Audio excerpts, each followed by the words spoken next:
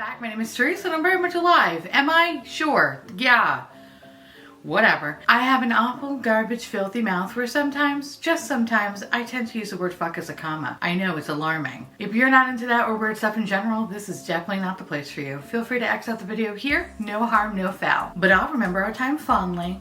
Y'all, I'm excited. You know why? Because it's Margaret Candle Flame's favorite foundation. Sorry.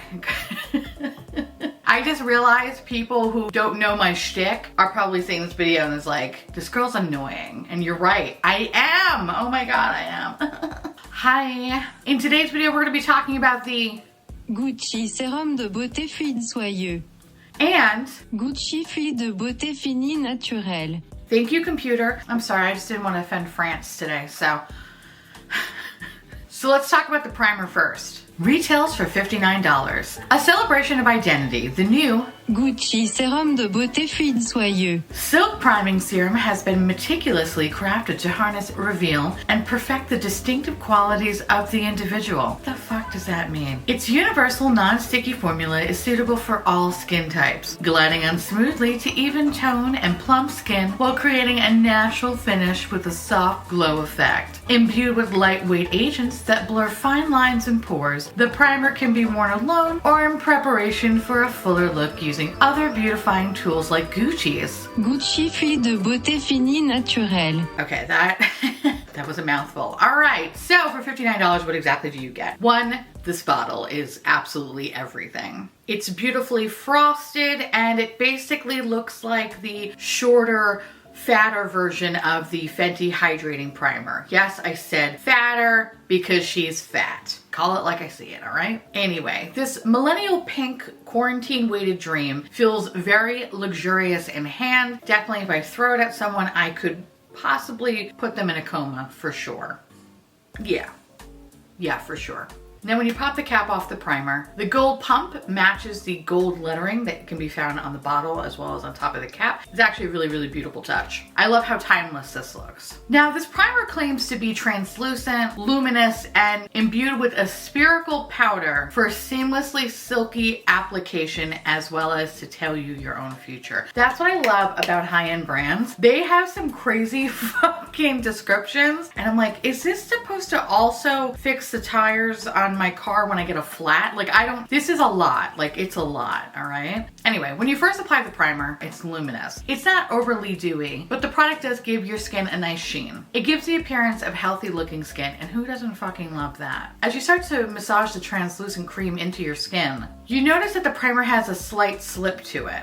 It feels silky and smooth. You start to see the little lines and imperfections on your face from a life's worth of disappointment from not living to your dreams start to blur. And then you begin to think, wow, is this shit actually Benjamin Buttoning me? I don't know. A few minutes go by and you look at yourself in the mirror. Your once healthy looking stress-free skin is now a little flat. The shine you had is no match to life's disappointments. And while yes, some of your imperfections are slightly blurred, you start to discover that your skin is in now that slippy phase. You touch your face and your fingertips are now greasy. The kind of grease that matches eating a fruit by the foot. And if you can't relate to that, think of it this way. Let me paint you a picture. It's the type of grease that happens when you know you need to wash your hands, but you don't want to get up off the couch because you're watching a below deck marathon. So you sit there feeling like the weight of the world is on you because you're too much of a piece of shit to go wash your hands. Kind of a grease. You know what I mean? More relatable? Anyway, it basically does that. I'm honestly not a fan of the texture of the primer once I let it dry to my skin.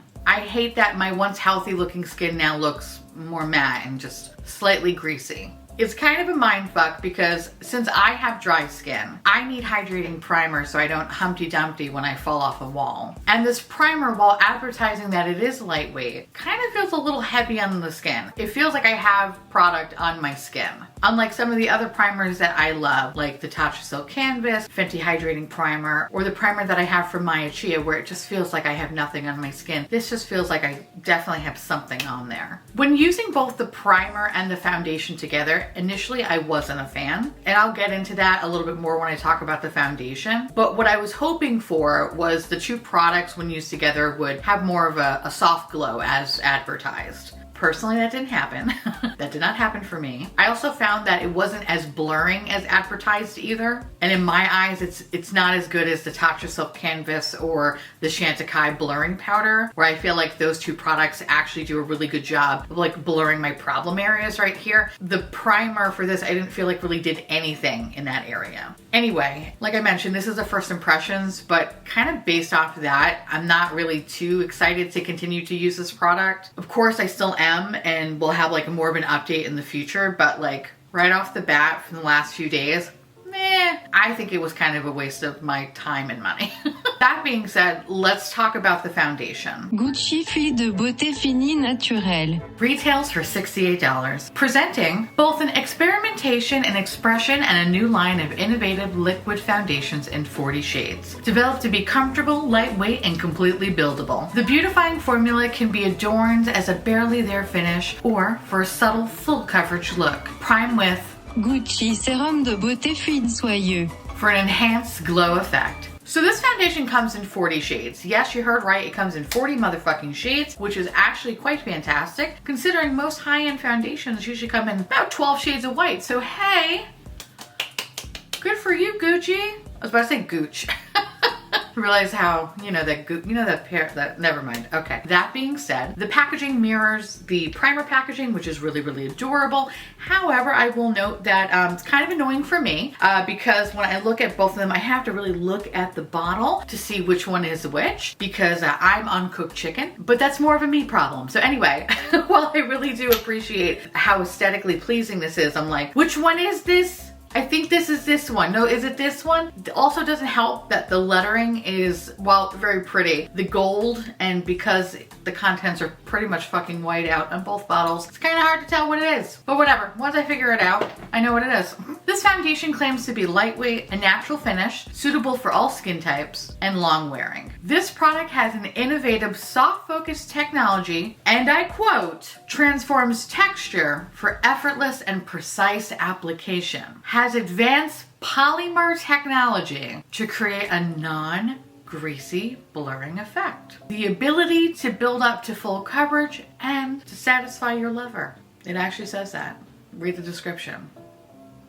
It's there, trust me. Now, I chose the color 120N because out of all the colors, it was very, very difficult to fucking figure out what was my appropriate shade. 120N is actually the second lightest shade, and the N stands for neutral. So there are 3 different undertones when it comes to this foundation. You have neutral, you have warm, and you have cool. I'm not sure how or why my neutral foundation is very, very yellow,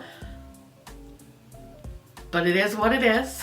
I would say that the yellow undertone is very much on par with the Charlotte Tilbury Flawless Filter Foundation. When I initially swatched the foundation, it was on the thinner side. At first, that kind of took me back, so once I gave it a good shake, I realized that it was totally my fault. I should have just shook the fucking foundation. Anyway, now it's hard to tell if I chose the right shade for me because upon application the color did appear a little bit too light. However, this foundation does oxidize a bit. So I feel like it does get better for me, but again, it's very yellow. Not like the dude from Sin City yellow, but like a few days before discovering you have jaundice yellow.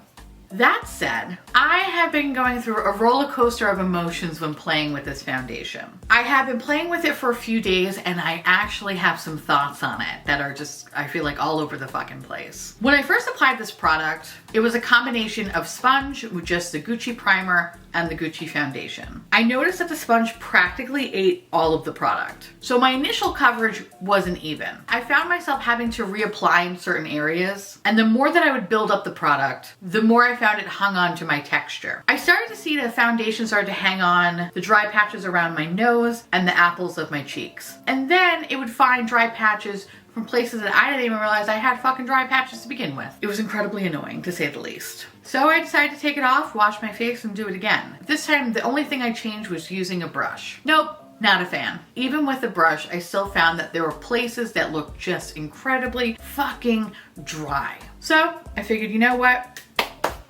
Let's try this again. So the next day, I decided to try it with two of my favorite primers. My tried and true, my Ride or Die, my Tatcha Silk Canvas, and my Fenty Hydrating Primer. I mistakenly used a sponge upon initial application and then realized, fuck, what am I doing? So then I switched it up with a brush. And I found that because I used a sponge, I had uneven coverage, but then when I used a brush, I applied too much product. It was just really just so fucking finicky. And of course, I feel like it was definitely user error. So then again, I stripped it off, tried it one more time, but this time just using the hydrating primer. And I found just using the hydrating primer with a brush and just one single layer, and just tried my best to work as fast as humanly possible. And I liked it. I wasn't in love with it, but I liked it a lot better than my previous attempts. I hated that even with one layer, I could still see some things peeking through. And while it did look a little uneven, it didn't look as uneven as all the other previous times I've used these products together. Since then, I have tried the foundation again, as well as the primer just by themselves. And I really like how it looks today. I think it's because of all the trial and error that I had to experience upon initial tries with these products. But I also spent a lot of fucking time doing my base this morning, like probably like a half an hour, which is really fucking annoying and way too time consuming. I first applied the product to small areas of my face with a brush. Then I quickly patted out the foundation with a damp, clean beauty sponge. Now I did this in small batches because this foundation does dry very quickly. I then realized I fucked up a few times because I think I was over patting it. So then I would have to apply a little bit more product in certain areas, which I started to realize that things started to look a little bit uneven. I basically did this technique for the rest of my face, and it probably took upwards up to like 15 minutes or so. It was painstaking, to say the least. Instead of adding additional foundation, I then started to do touch-ups with some concealer in hopes that it would marry everything together. And lastly, I took the CHANTECAILLE Blur Powder, just a little, just a scotch, because Mama needed her fix. And I was hopeful that all of that would melt everything together beautifully and seamlessly. And I would say for the most part it did. But honestly, after that whole process, I'm fucking exhausted and I needed a nap immediately right afterwards. The good news is, I find that this foundation is truly on the lightweight side. It barely feels like you have anything on your face. I didn't notice the product settling into any fine lines. And I didn't notice any loss of coverage on any of the days that I wore it. And I wore this foundation and primer for up to 8 to 9 hours. I didn't notice any coverage loss, so that's great. I didn't find this formula to transfer on me. And it's the kind of foundation where you don't technically really need a powder to set it down. You can get away with not using any powder on your face. Now when it comes to the smell,